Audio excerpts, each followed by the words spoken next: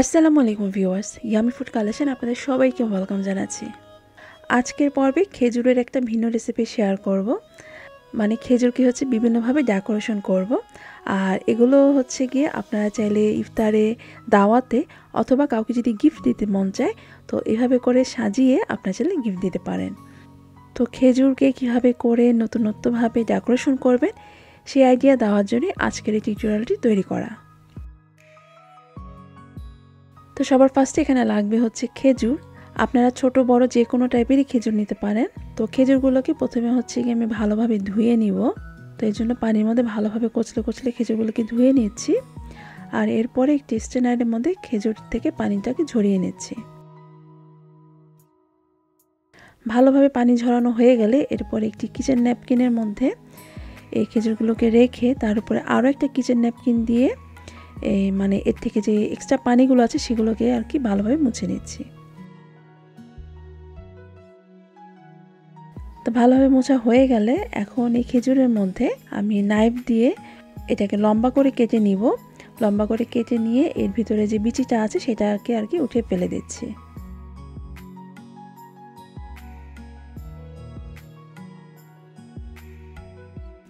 এখন খেজুরের ভিতরে আমি একটা দুধের ক্রিম অ্যাড করব। তো এর জন্য একটি পাত্রের মধ্যে আমি 1 চা চামচ ঘি নিয়ে নিলাম। এরপর এর মধ্যে দিচ্ছি 1 টেবিল চামচ চিনি, 1/3 কাপ গুঁড়ো দুধ আর 2 টেবিল চামচ পানি। এই দিয়েই মানে এটা অনবরত নেড়ে যেতে হবে। আর চুলার আঁচ কিন্তু এ পর্যায়ে একেবারে বাড়ানো যাবে না। চুলার আঁচ কম রেখে আস্তে আস্তে মানে এটা মানে ঘন নাড়তে হবে। তো নাড়তে নাড়তে যখন দেখা যাবে যে এই দুধের মিশ্রণটা লিকুইড থেকে মানে একটা ডো টাইপের হয়ে আসছে এবং প্যান থেকে এটা ছেড়ে ছেড়ে আসছে, তো সে পর্যায়ে এটাকে নামিয়ে নিতে হবে। নামিয়ে একটি পাত্রের মধ্যে আমি নিয়ে নিলাম। আর এটা গরম থাকা অবস্থাতেই হাত দিয়ে এটাকে একটু মথে নিতে হবে। তো কিছু একটু মথে নেওয়ার পর এখন এর মধ্যে আমি অল্প কিছুটা ডো নিয়ে এটাকে একটু মসৃণ করে মথে নিয়েছি। এরপরে মানে প্লেটের মধ্যে এটাকে লম্বা করে রোল করে নিচ্ছি। আমি একদম কাছ থেকে আবার দেখাচ্ছি।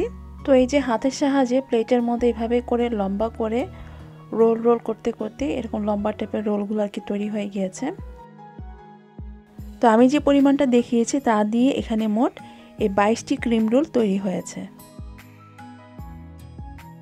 এখন এক একটা খেজুর নিয়ে এর মাঝখানে সেই দুধের সন্দেশ বা দুধের ক্রিম রোল দিয়ে দিচ্ছি। এটা দেখতে অনেকটা কালো জামের মতো মনে হচ্ছে, তাই না? আমি ভিডিওটা বানিয়ে আম্মুকে কল দিছিলাম। আম্মু, আমার বোন এরা দেখে বলতেছিল যে আমি মিষ্টি বানিয়েছি, মানে মিষ্টি ডেকোরেশন করছি। তো পরবর্তীতে বললাম যে না, এগুলো মিষ্টি না, এগুলো হচ্ছে খেজুর। যাই হোক, এইভাবে করে হচ্ছে কি আমি সবগুলো খেজুর তৈরি করে নিয়েছি। আর আপনারা যারা মানে সন্দেশ মেক করাটা একটু ঝামেলা মনে করেন তা আপনারা কিন্তু চাইলে চকলেট গলিও দিতে পারেন, আবার চাইলে এভাবে করে নিউটেলাও সরাসরি দিয়ে দিতে পারেন।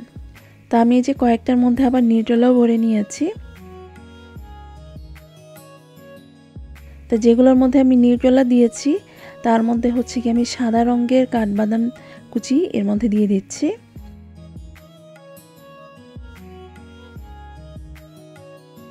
আর যেগুলোর মধ্যে সন্দেশ ভরেছি তার মধ্যে আমি কিছুটার মধ্যে সবুজ কালার যে পেস্তা বাদাম আছে সেগুলোর কুচি দিয়ে দিচ্ছি।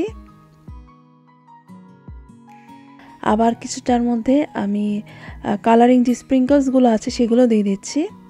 এগুলো দেখতে কিন্তু খুবই আকর্ষণীয় লাগছে। আর আমি এখানে ডাবল বয়েলে চকলেট গলিয়ে সেটাকে একটা পাইপিং ব্যাগের মধ্যে নিয়ে নিয়েছি। এখন এই পাইপিং ব্যাগ দিয়ে আমি এটাকে জিগজ্যাগ শেপে ডিজাইন করে নিচ্ছি। আপনার চাইলে একটি পাত্রের মধ্যে বেশি পরিমাণে এই চকলেট নিয়ে পুরো খেজুরটার মধ্যেই চারপাশে এটাকে কোট করে নিতে পারেন। আর এই কাজটা করলে মানে চকলেট গরম থাকা অবস্থাতেই করতে হবে, তাহলে কিন্তু মানে উপরের পাশটা মসৃণ হবে। তো আমি কয়েকটা খেজুর পুরোপুরি চকলেট দিয়েই কোট করে নিচ্ছি। আর কোট করা হয়ে গেলে এরপরে কাঁটা চামচ দিয়ে উঠিয়ে নিচ্ছি।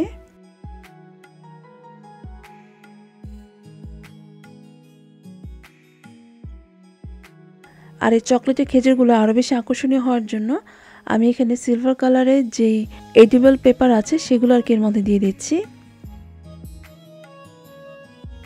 সো এই তো একে একে বিভিন্ন ধরনের ডিজাইনের খেজুর তৈরি হয়ে গেল। এগুলো দেখতে যেমন আকর্ষণীয়, খেতেও কিন্তু খুবই মজার। যারা ইফতারে খেজুরটাকে একটু নতুন নতুন করতে চান চাইলে কিন্তু এইভাবে করে খেজুরগুলো তৈরি করে নিতে পারেন। আর এভাবে করে আপনারা বানিয়ে একটি বক্সে ভরে চাইলে কাউকে গিফটও করতে পারেন। আর আজকের ভিডিওটি আপনাদের কেমন লাগলো সেটা কিন্তু কমেন্ট সেকশনে অবশ্যই জানাবেন। ভালো লাগলে লাইক শেয়ার করে আমাকে সাপোর্ট করবেন। সে সাথে আমার ফেসবুক পেজও কিন্তু একটা লাইক দিয়ে দেবেন। আজকের মতো তাহলে বিদায় নিচ্ছি। সবাই খুব ভালো থাকবেন এবং আমার জন্য দোয়া করবেন। আল্লাহ হাফেজ।